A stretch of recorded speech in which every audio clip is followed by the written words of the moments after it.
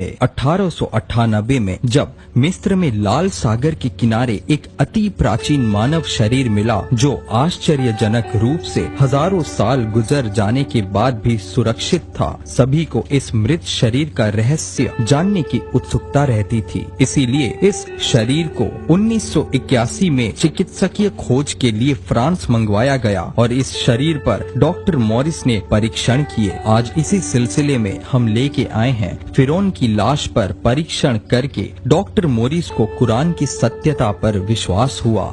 जी हाँ दोस्तों, आइए आगे जानते हैं।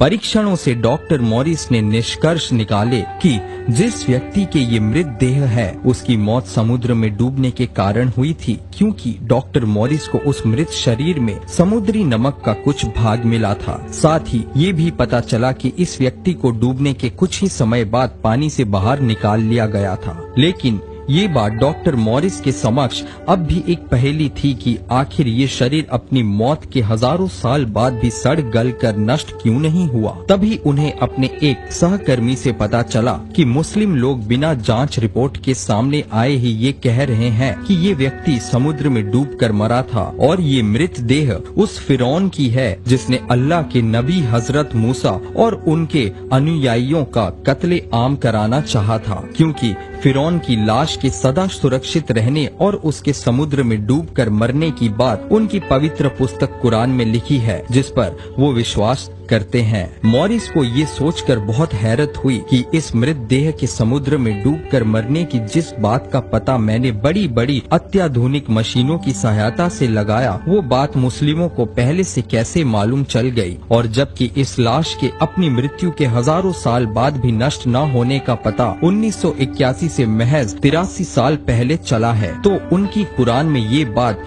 1400 साल पहले कैसे लिखी गई है। इस शरीर की मौत के हजारों साल बाद भी इस शरीर के बचे रह जाने का कोई वैज्ञानिक कारण डॉक्टर मॉरिस या अन्य वैज्ञानिक जब पता न लगा सके, तो इसे ईश्वर के चमत्कार के अतिरिक्त और क्या माना जा सकता था। बाइबिल के आधार पर भी मृत देह के मिलने की लोकेशन और चिकित्सकीय परीक्षण के आधार पर उस मृत शरीर की लगभग 3000 वर्ष की उम्र होने के कारण मॉरिस को ये विश्वास तो हो रहा था कि ये शरीर फिरौन का ही है। अतः डॉक्टर ने फिरौन के विषय में अधिक जानने के लिए तौरात शरीफ यानी कि बाइबिल ओल्ड टेस्टामेंट का अध्ययन करने का निर्णय किया। लेकिन तौरात में उन्हें सिर्फ इतना लिखा हुआ मिला कि फिरौन और उसकी फौज समुद्र में डूब गए और उनमें से एक भी नहीं बचा, लेकिन फिरौन की लाश का कहीं जिक्र तक न था। मॉरिस के जहन में कई सवाल खटकते रहे और आखिरकार वो इन सवालों के जवाब हासिल करने सऊदी अरब में चल रही एक बड़ी मेडिकल सेमिनार में हिस्सा लेने पहुंच गए, जहां उन्होंने फिरौन के मृत देह के परीक्षण में जो पाया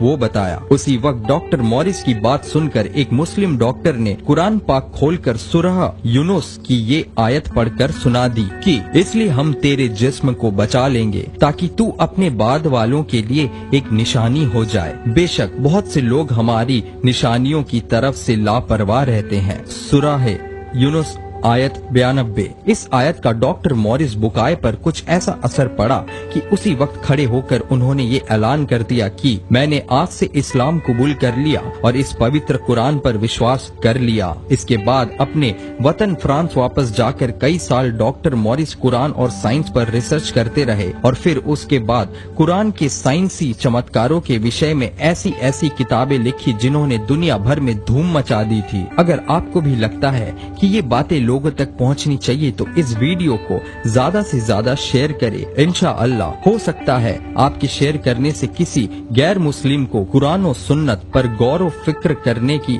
अल्लाह तौफीक दे दे और ये उनके लिए हिदायत और आपके लिए सवाब जारिया बन जाए। जज़ाकल्लाहु खैरन कसीरा। दोस्तों, वीडियो आपको कैसी लगी हमें कमेंट के द्वारा जरूर बताइए। वीडियो को ज्यादा से ज्यादा लाइक कीजिए और अपने दोस्तों